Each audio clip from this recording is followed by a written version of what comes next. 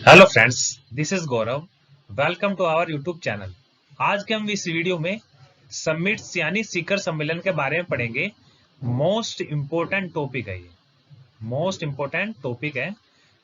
और इसमें जो है हम 2022 में जनवरी से लेकर अक्टूबर जितने भी इम्पोर्टेंट समिट हुए, शिखर सम्मेलन हुए, उसके बारे में एमसीक्यू क्वेश्चंस के थ्रू उसको हम कवर करेंगे।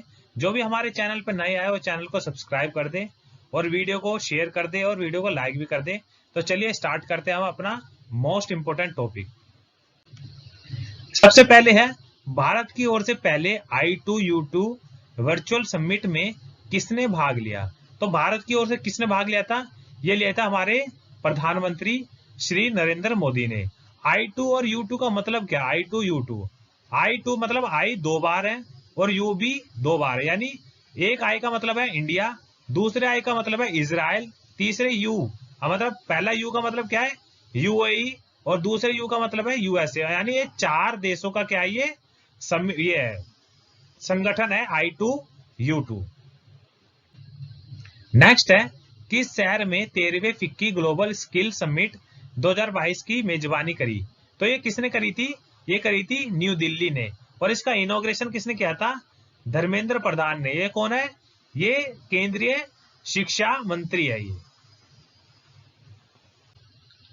एससीओ समिट 2022 की मेजबानी किस देश ने करी? तो किस देश ने करी थी? ये करी थी उज्बेकिस्तान में। और उज्बेकिस्तान में कहाँ हुई थी? ये समरकंद में हुई थी। और यहाँ पे जो है हमारे देश के प्रधानमंत्री श्री नरेंद्र मोदी ने क्या करा था? भाग लिया था। और इसी साल जो है जहाँ पे भाग लिया था वहां पे जो SCO tourism and cultural capital जो वाराणसी को चुना गया था फर्स्ट टाइम। और 2023 में ये कौन सी कंट्री होस्ट करेगा? ये करेगा इंडिया। इस जो 2023 में जो समिट होगी एससीपी, वो कहाँ पे होगी? वो इंडिया में होगी। वो वर्ल्ड डेयरी समिट 2022 कहाँ हुई?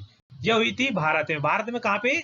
ग्रेटर नोएडा में जो हुई थी। और प्रधानमंत्री श्री नरेंद्र मोदी ने इसका उद्घाटन किया था। 10वीं इब्सा त्रिपक्षीय मंत्री स्तरीय आयोग की बैठक किस शहर में हुई थी? तो ये हुई थी न्यूयॉर्क में। न्यूयॉर्क में।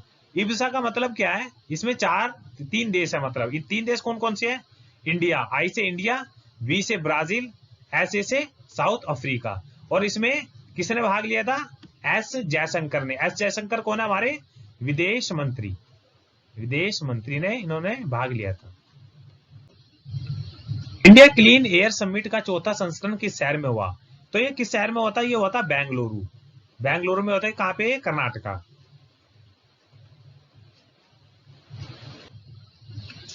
कौन सा राज्य है 20वें संस्करण यानी बायो एशिया 2023 की मेजबानी करेगा? इनमें से कौन सा करेगा? तेलंगाना।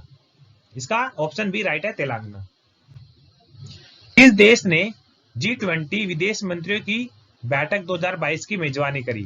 तो इनमें से जो देश है वो था इंडोनेशिया। इंडोनेशिया ने करी थी। और ये इंडोनेशिया में कहा हुई थी? बाली में। और यहाँ पे विदेश मंत्री यानी हमारे जो विदेश मंत्री कौन है? एस जयशंकर है। उन्होंने यहाँ पे जो क्या करता पार्टिसिपेट किया था। किस देश ने विश्व शांति मंच 2022 का आयोजन किया? तो इनमें से किसने किया था? ये किया था चीन ने। तो इन्होंने 2022 का विश्व शांति मंच का आयोजन किया था। भारत का पहला एनिमल हेल्थ समिट किस शहर में हुआ? तो एनिमल हेल्थ समिट कहाँ पे हुआ था? ये हुआ था हमारा जो राजधानी है भारत देश की, न्यू दिल्ली में हुआ था ये। किस शहर में श्रम मंत्रियों का राष्ट्रीय सम्मेलन 2022 की मेजबानी की? किस शहर ने करी थी? किस शहर में हुई थी? तो ये थी तिरुपति में, यानी कहाँ पे? आंध्र प्रदेश में। किस देश ने 14वें ब्रिक्स ब्रिक्स शिखर सम्मेलन की मेजबानी करी? तो इनमें से किसने करी थी? चीन ने। तो ब्रिक्स में जो है कितने देश हैं? पांच देश है, सॉरी। BRICS, BRICS. बी से ब्राजील, आर से रशिया, आई से इंडिया, सी से चाइना, एस से जो है साउथ अफ्रीका। और इसकी जो ये एस्टेब्लिशमेंट कब हुई थी ब्रिक्स की? 2009 में हुई थी। ये आपको याद रखना है।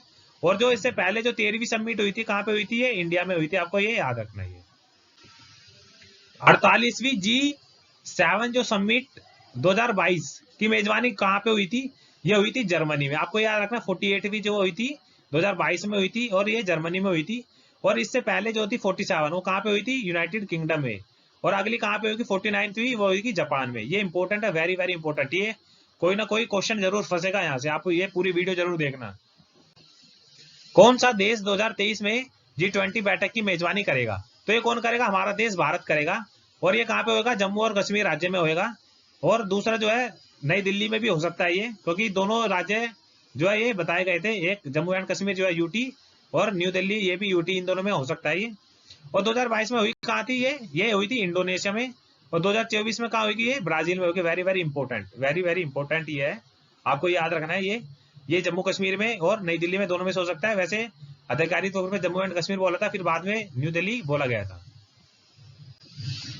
एससीओ एंटी टेरर मीट की मेजबानी किस देश ने करी? तो ये करी थी किसने? इंडिया ने। आपको याद रखना एंटी टेरर में जो है इंडिया जो है अहम भूमिका निभा रहा है। क्वाड समिट, क्वाड से पहले इसकी हमें जानने के क्वाड में है क्या। क्वाड है ना 4 देश का संगठन है। 4 देश कौन कौन से इसमें से?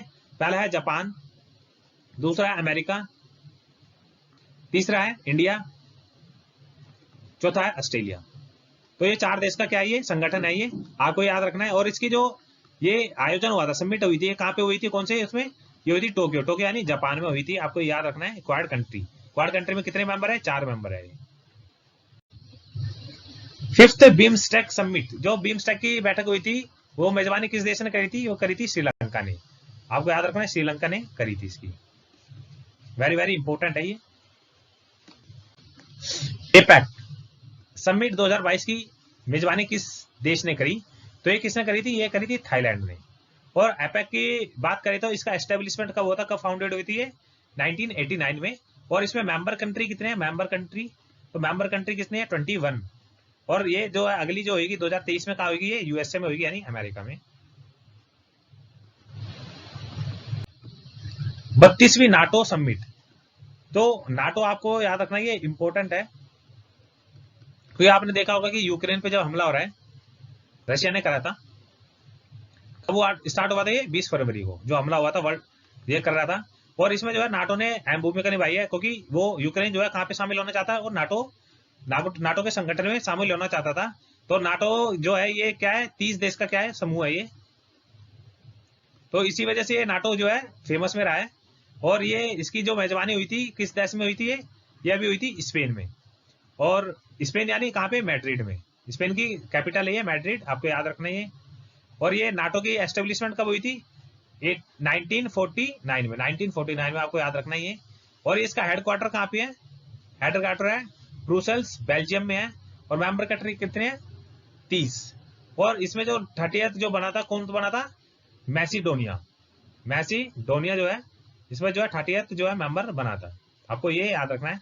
एक ही क्वेश्चन में मैंने आपको बहुत सारे इंपॉर्टेंट इंफॉर्मेशन मैंने आपको प्रोवाइड करा दी। इसमें किस देश ने युवा सांसदों के 8वें वैश्विक सम्मेलन की मेजबानी करी? तो कौन से देश ने करी थी? वो है इजिप्ट ने। आपको याद रखना है कौन से देश ने? इजिप्ट ने, EGYPT, Egypt. 12th world trade organisation यानी WTO के मंत्री स्तरीय सम्मेलन की मेजबानी किस देश ने करी? तो सबसे पहले जो है WTO से हम स्टार्ट करते हैं। WTO की एस्टेब्लिशमेंट कब हुई थी? ये हुई थी 1995 में। और इसका हेडक्वार्टर कहाँ है? जेनेवा, स्विट्जरलैंड में। अब इसकी बात करें कि सम्मेलन हुआ कहाँ पे था? ये हुआ था स्विट्जरलैंड में ही उसका सम्मेलन हुआ था। 14th भारत जापान वार्षिक शिखर सम्मेलन किस शहर में आयोजित हुआ? तो ये 14th का जो हुआ था ये कहाँ पे हुआ था? टोक्यो यानी कहाँ पे? जापान। आपको याद रखना कहाँ पे हुआ था ये? जापान में। 21st विश्व सतत विकास सम्मेलन, यानी सतत विकास सम्मेलन का मतलब है सस्टेनेबल डेवलपमेंट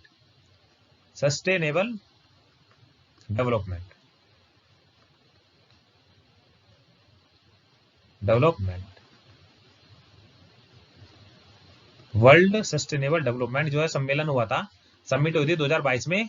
वो किस देश में हुई थी? वो हुई थी इंडिया में। आपको ये याद रखना, वेरी वेरी इंपॉर्टेंट है ये, क्योंकि अब सतत विकास के ऊपर हम ज्यादा जोर दे रहे हैं। सतत विकास का मतलब है यानी जो लंबे समय तक विकास चल सके वो।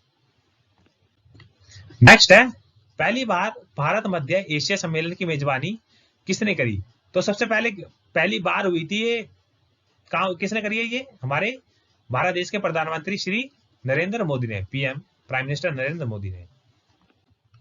थैंक यू दोस्तों, आपको वीडियो पसंद आई तो लाइक करें, शेयर करें, हमारे चैनल को सब्सक्राइब करें, साथ के साथ बेल आइकन को भी क्या करें, प्रेस करें, जिससे आपको नई नई नोटिफिकेशन क्या जल्दी से जल्दी मिल सके और आप उस वीडियो को जल्दी से जल्दी देख सके। और ये इंपॉर्टेंट आपके एसएससी सीजीएल और एसएससी जीडी के लिए इंपॉर्टेंट होने वाली है। थैंक यू दोस्तों।